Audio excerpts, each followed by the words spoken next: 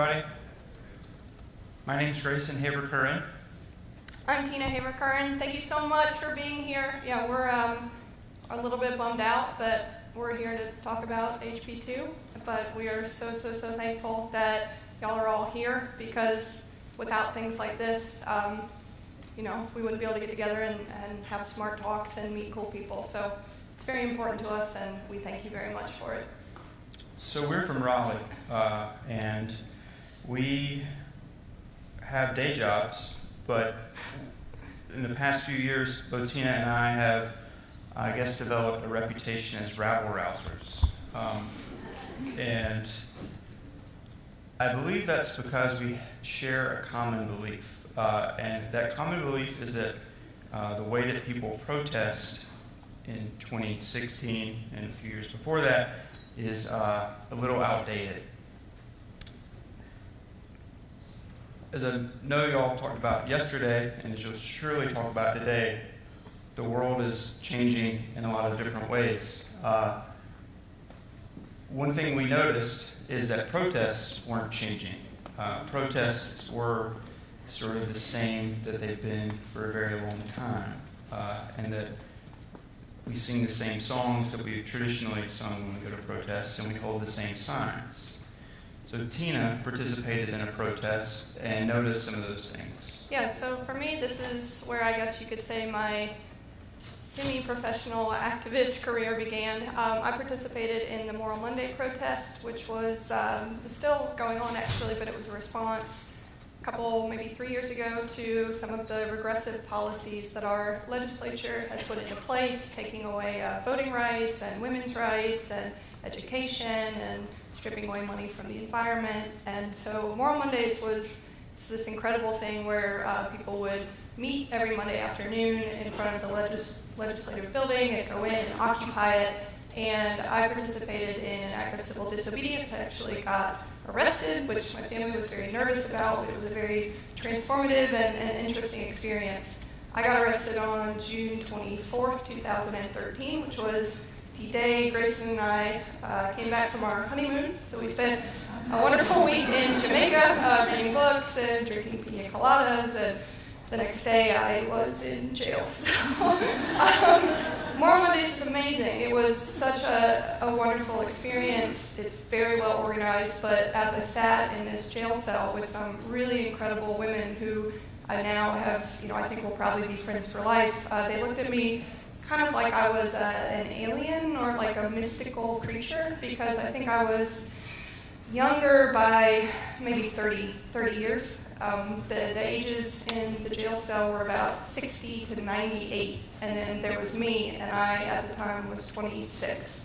So in that very confined space, we had a lot of really interesting discussions about why is it that people of my generation, young people, aren't getting involved in this way. And I was in the room with some people who had fought for civil rights their entire lives, who had been part of very prominent civil rights movements in the 60s and the 70s, in the 80s and the 90s today. And it's sad when they're looking to me as a representative of millennials, I guess you could say, and asking, where are you? Why aren't you showing up? So that led to, I'm a millennial, I should know how to use technology. And there it goes, okay.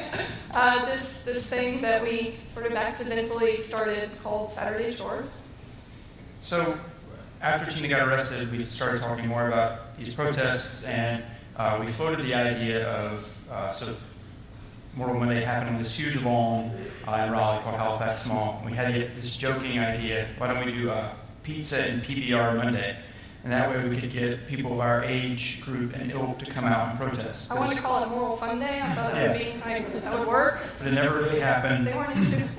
Yeah, no one wanted to make enough pizza, and it just never happened.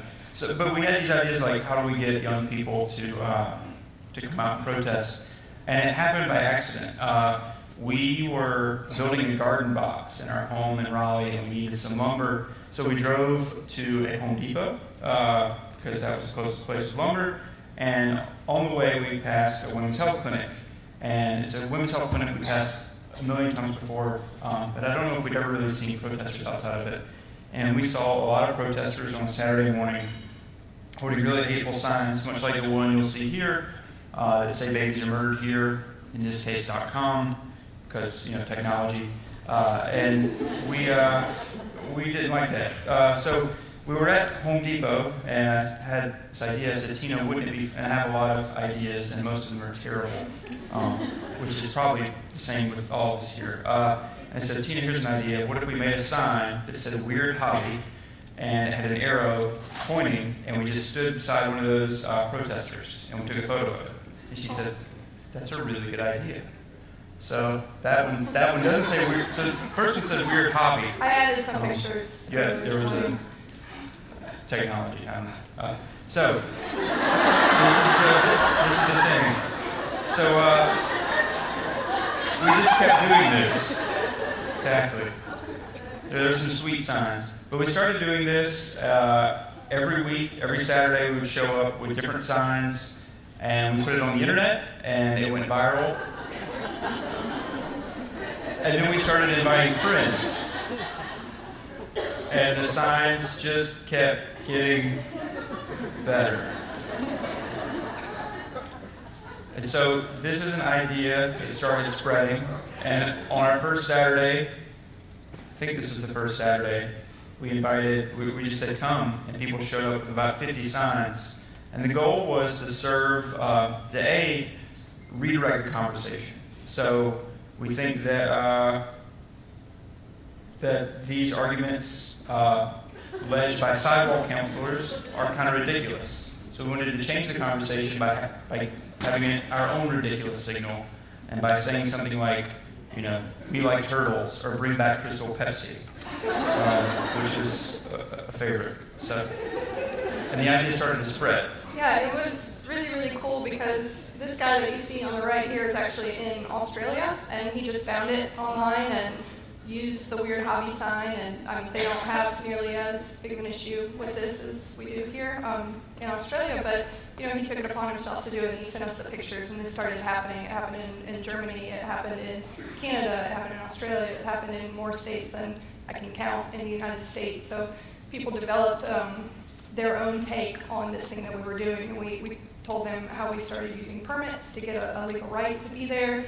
and when we used the permits, we could take away right-of-way for the protesters, the sidewalk counselors. So there's an interesting legality to this that you can use, know your rights, and it spread beyond anything we could imagine. Somebody sent us this, I don't even know what language this is, but there we are. So what we wanted to do, now it's just going without me, which is kind of cool. Our ultimate goal when we got into this was not to start an international thing. It was just to laugh maybe amongst ourselves and our friends on Facebook. But as it grew, I'm sure you can imagine this is an interesting debate to wade into, especially if you're not an expert in dealing with these kind of people. So Grayson and I decided to figure out a way that we could de-escalate the situation a bit. We worked very closely with the director of this health clinic, so everybody was cool with what we were doing. They were into it. If they were not, we would have stopped immediately. But of course, there are concerns about privacy, and are you being more distracting by being out there? What kind of message are you sending? Which we heard loud and clear. That's absolutely valid. So we put up a Kickstarter, which is, again, a very millennial new way of thinking about doing things, to raise money to install a privacy fence, which you can see here. It's 126 feet long, 6 feet high, and I think we asked for $2,000 to get the fence installed, and within 12 hours we had raised $5,000, which was amazing and shocking. So we were able to install this and also get landscaping for them as well. So this became a permanent barrier, so we were able to step away. We had drawn attention to it, and I think we had solved the problem that we perhaps inadvertently created. And this was a really good, really rewarding feeling to do something actually tangible out of this silly protest that we had created. By using humor on the front end of it, the people we were distracting and protesting thought we were just young goofballs. And they were, they kind of didn't, we annoyed them, but they didn't pay as much mind. They didn't think we were a huge threat. And then when we showed up with permits, and then when we showed up with $5,000 to build a fence, each time they were like, oh my God, who are these kids? why are they doing it? How do they do this? So we found the sort of front end of that, which was to be funny and distracting, to be very effective in playing the longer game. And that has sort of funneled into a recent idea. As Heather mentioned, we now have House Bill 2, which is sort of the, I hope, climax of 3.5 years of very regressive legislation in North Carolina. So Tina and I live in a neighborhood called Oakwood in Raleigh, which is this old neighborhood in town. It's 3 blocks, our house is exactly 3 blocks away from the governor's mansion. So one night, I again had an idea, and I thought it wasn't going to fly, and I said, Tina, what if we got all of our friends to buy air horns, as you see here, and we surround the governor's mansion with air horns, and we play them until they run out of air. I thought this was a great idea, so I made a Facebook event immediately. We hoped for 20 people. I think we ended up with 150. This was 2 weeks ago. This was the orchestra's first performance. So this is If you have earplugs, you might want to put them in. I think this will This play. work. Is somebody control? Okay, cool. 1.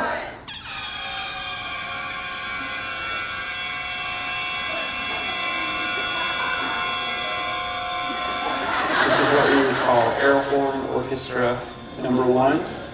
Hopefully, It's the mini mansion. series, we will show up at the governor's mansion and people will blow air horns until they expire. It's meant as a somewhat funny but still serious protest of Governor McCrory and the legislature's policies of the last several years. We're here specifically to speak out against HB2 and discrimination in our state that has now become an international thing that we're known for, and that is a bummer. We live 3 blocks away from the governor's mansion. We've lived in North Carolina all our lives. We love Raleigh, we love our state, and we want to make sure that our voices are heard too.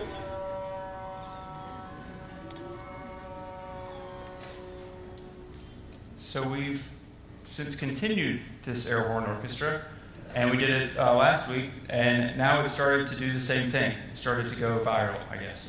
It's BBC, and we've done all these stories. We never expected this to be a one-off and a goofy idea, and it was the kicker in a New York Times story about the culture clash in the South versus cities and the country, which Saxon Hall is a great remedy to, I think.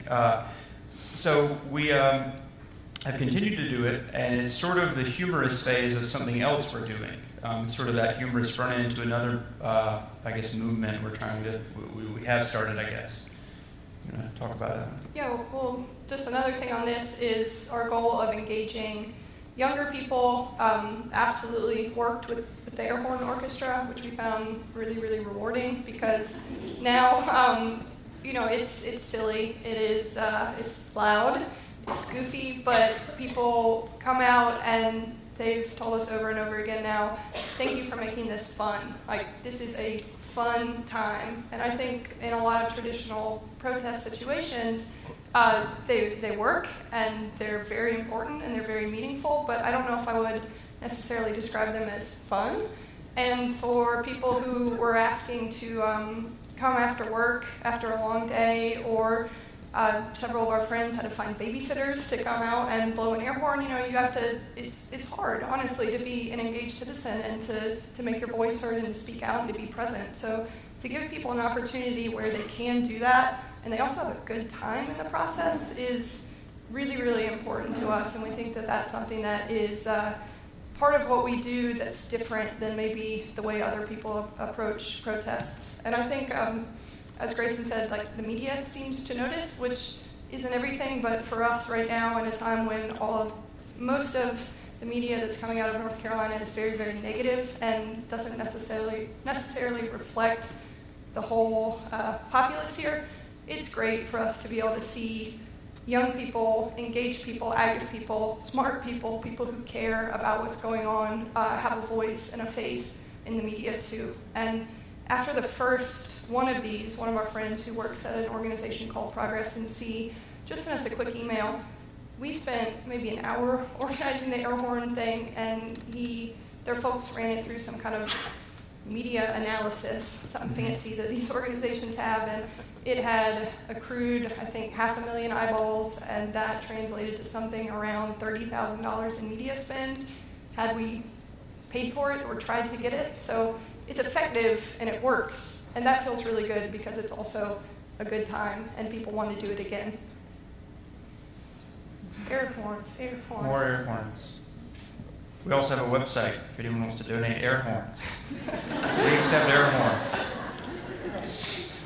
So it is the sort of humorous edge of the same a double-pronged approach that we're trying to take to HB2. As you might have heard, Bruce Springsteen canceled his North Carolina show.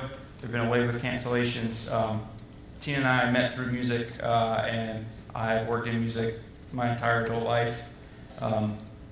It's very valuable to both of us, and we wanted to figure out a way to turn these boycotts into benefits.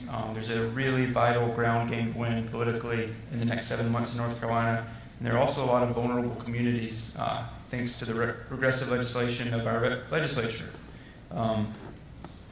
There are sort of numbers coming out now about suicide hotlines in North Carolina doubling their volume in the last 2 weeks. So we have sort of embarked on this effort while being the kids blowing the air horns, also trying to be the adults, recruiting bands to come play in North Carolina and use their profits and donate what they can to LGBT centers, to progressive organizations in North Carolina, and it's working. We worked with Duran last week, and they donated the profits from a show of 15,000 people to Equality NC and another organization in Charlotte. 2 days before that, we worked with Mumford & Sons, who played a sold-out show in Charlotte and donated all of those profits from an arena of 14,000 people. And